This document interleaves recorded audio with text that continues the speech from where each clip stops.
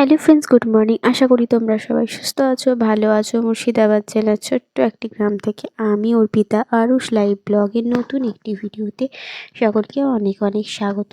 আর এই যে দেখো, এখন গেছিলাম বলতে কি সকালবেলায়, সকাল থেকে বলতে কি জলখাবার খাওয়ার বেশ কিছুক্ষণ পরে গেছিলাম ওদেরকে নিয়ে ছাদে। তো চলে এসে এখন কিন্তু শুনুকে স্নান টান করিয়ে খাইয়ে দিয়েছি। এখন আমি যাচ্ছি এই জামা কাপড়গুলো কেচে নেব, তারপর কিন্তু স্নান করতে যাব।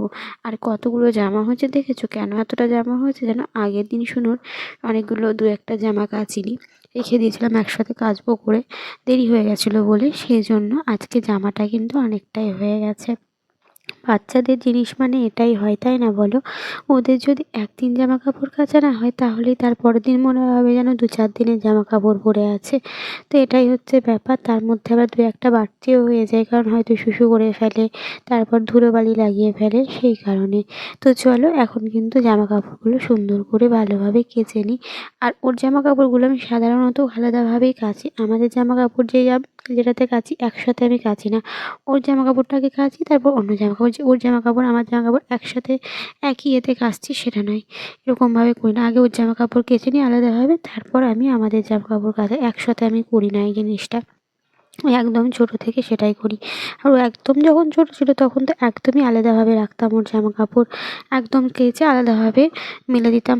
কোনো জামা কাপড়ের সাথে আমি ঠাকাঠাকি করতাম না, কারণ ওরা যেহেতু ভীষণ মানে একদমই ছোট, ওদের ইমিউনিটি পাওয়ার অনেক কম থাকে।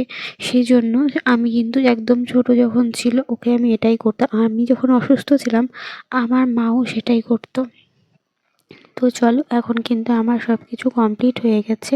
সব জামা কাপড় কেচে ভালো করে মেলে দিয়েছি, না মেলিনি সরি, মা মেলে দিয়েছিলো, আমি তার মধ্যে স্নানটা করে খেয়ে নিয়েছি। তারপর এই যে দেখো, এই যে ঘাড় ব্যথার জন্য একটু অসুবিধা হচ্ছে, তবুও এই যে দেখো এখন শুনুন নখগুলোকে আমি ভালোভাবে কেটে নিচ্ছি।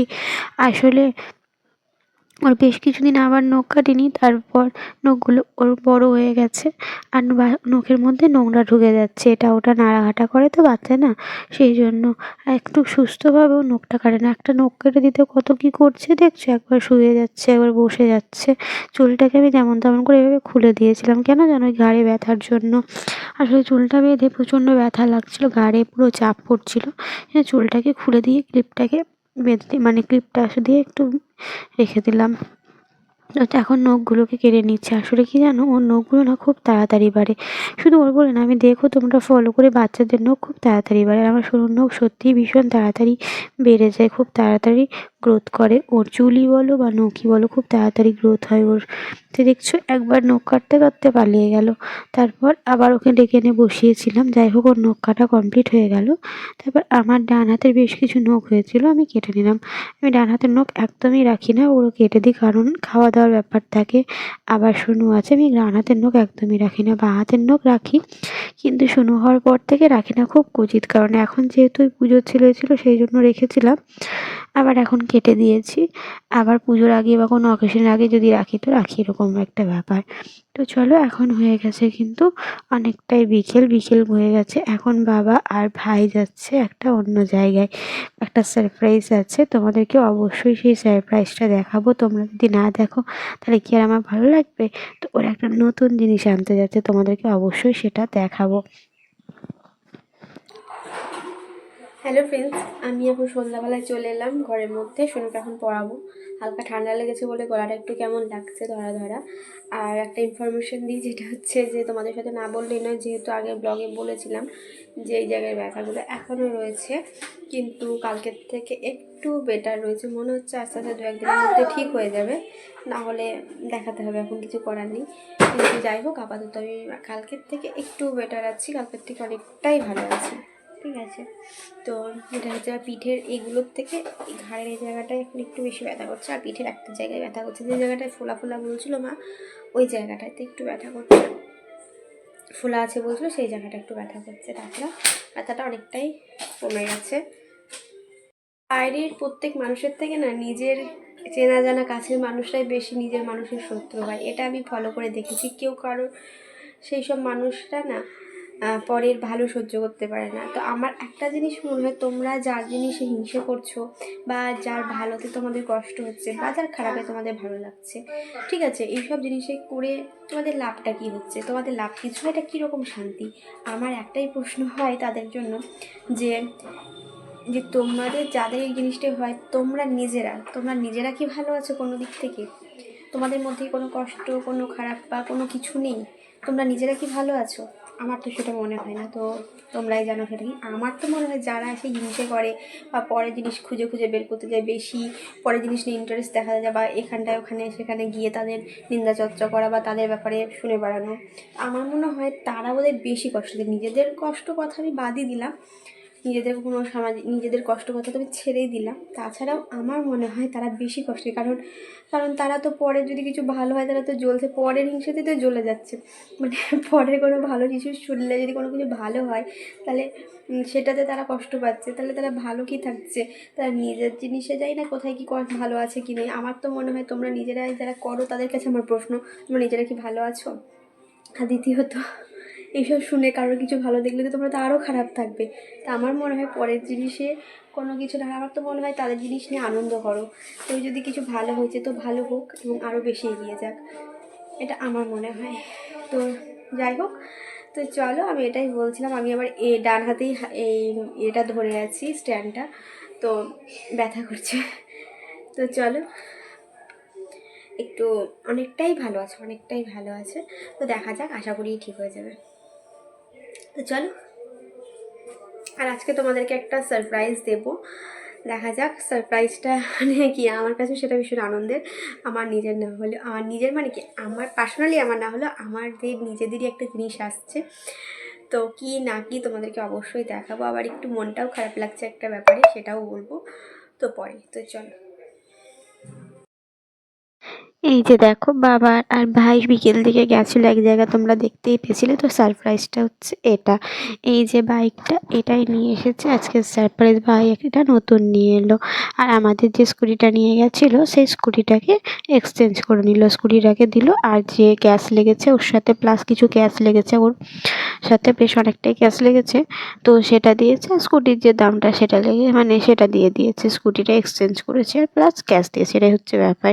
তো মনটা একটু খারাপও লাগছে আমার স্কুটিটার জন্য, যেন ভাগা ভাগা লাগছে। ওটা যেটা জিনিস, কোনো একটা জিনিস যদি থাকে না বাড়িতে, তো সেটার উপর একটা মায়া বসে যায়, এরকম একটা ব্যাপার হয় না? তো সেটাই হচ্ছে ব্যাপার। তো দেখো, এই বাইকটা ভাই কিনে এনেছে। তো বাইকটা আমারও খুব একটা পছন্দের ছিল না, আমার বাবার একদমই পছন্দ না, কারণ এই পিছন দিকটা অনেকটা উঁচু বাইক, আমার বাবার একদমই পছন্দ হয় না। তো যাই হোক, ওর পছন্দ। তো যাই হোক, ওটাও নিয়ে এলো, বেশ ভালোই লাগছে দেখতে। তো যাই হোক, ও চালাবে, ওর নিজস্ব পছন্দ। আর এই যে দেখো, আজকে আমি বাড়িতে বানাচ্ছি নানপুরি। তো নানপুরিটা বানাচ্ছি, দেখো রোল ময়দা নিয়ে নিয়েছি, আর এখানে একটুখানি মানে লবণ, চিনি, নানা রকম যেগুলো লাগে সব দিয়ে দিলাম, ঠিক আছে।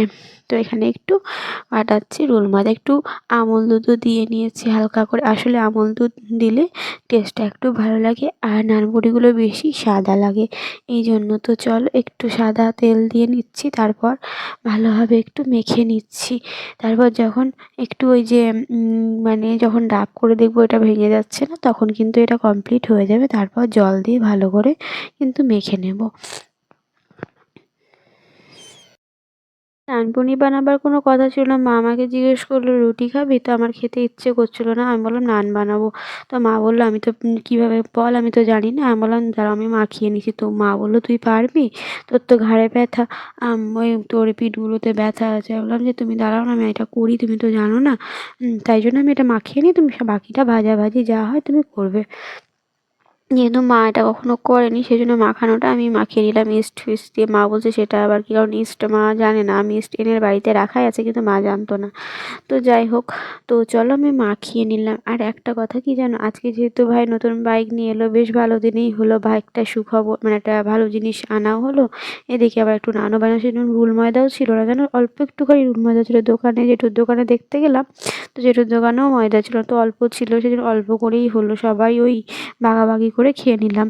বাবা আবার, মা একটু রুটি বানিয়েছিল, সেটা মা আর বাবা মিলে রুটি রুটি আর নান ভাগাভাগি করে খেয়ে নিয়েছে।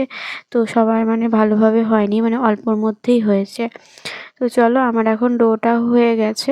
এটাকে আমি বেশ অনেকক্ষণ কিন্তু ঢাকা দিয়ে রেখে দেবো, অনেকক্ষণ, প্রায় 1 ঘন্টা তো রাখতেই হবে।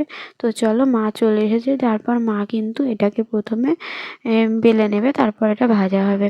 তো মা প্রথমে ছোটো ছোটো করে লই নিয়েছিল। তারপর আমি বললাম যে এত ছোটো ছোটো করে করো না, একটু পুরু পুরু করে বড় করো, নাহলে হবে না। আবার রোল ময়দা তো বেললেই আবার ছোট হয়ে যায়, যত একটু বড় করে বেলতে গেলেও দেখবে রোল ময়দা আবার সেই ছোট হয়ে যায়। তো বন্ধুরা চলো, নানপুরিটা ভাজা হোক। এদিকে আমার ভিডিওটা তোমরা যারা দেখছো তারা প্লিজ একটি লাইক করে দিও। ভিডিওর কোনো অংশ ভালো লেগে থাকলে অবশ্যই কিন্তু কমেন্ট সেকশনে কমেন্ট করে জানিও। যারা ভিডিও দেখছো তারা প্লিজ একটি সাবস্ক্রাইব করে দিও, যারা সাবস্ক্রাইব করোনি, যারা ফেসবুক থেকে দেখছো তারা ফেসবুক পেজটি ফলো করে দিও। এদিকে দেখো, আমাদের তেল দেওয়া হয়ে গেল কড়াইয়ে। তারপর এখন ভাজা হবে নান। আমি কিন্তু ভীষণ এক্সাইটেড আছি, অপেক্ষাতে আছি যে ঠিকঠাকভাবে ফুলবে তো, তারপর খেতে কেমন হবে। কারণ ফার্স্ট টাইম ট্রাই করছি, কখনো নান ট্রাই করিনি। তো মাও বলছে যে দেখি চল কেমন হয়। ঠিক আছে, তো প্রথমটা দেয়া হলো। তারপর প্রথমটা না এইরকম একটু ফোলা ফোলা হয়েছিল, কিন্তু ভালো হবে না, ফুললো না। তো আমার মনটা একটু খারাপ হয়ে গেল, এই মা তাহলে কি ফুলবে না ভালো করে। তো যাই হোক, এটা ঠিকঠাকভাবে হলো না। তারপর কিন্তু বাকি যে নানগুলো সেগুলো কিন্তু ফুলেছিল। যাই হোক, এটা কোনো একটা মিস্টেক কিছু হয়ে গেছে, তো কোনো ব্যাপার না। তো বাকি নানগুলো কিন্তু ভালোভাবে ফুলেছিল। তো বন্ধুরা আজকে এই ভিডিওটি এখানেই শেষ করছি। তোমরা প্লিজ আমার পাশে থেকো, আমার সঙ্গে থেকো। তোমরাও আমাকে দেখতে দেখতে তোমাদেরও আমাকে ভালো লেগে যাবে। তো তোমরা সবাই সুস্থ থেকো, ভালো থেকো। দেখা হবে নেক্সট কোনো ভিডিওতে। আর তোমাদেরকে কিন্তু কেমন নানটা ভাজা হলো অবশ্যই দেখাবো। কি জানো তো, ভাজার পরে না আমি একটু ভুলে গেছিলাম যে তোমাদেরকে দেখায়। তারপর বেশ কিছুক্ষণ পর তোমাদের দেখিয়েছিলাম, সেই জন্য ফোলাটা একটু কমে গেছিলো।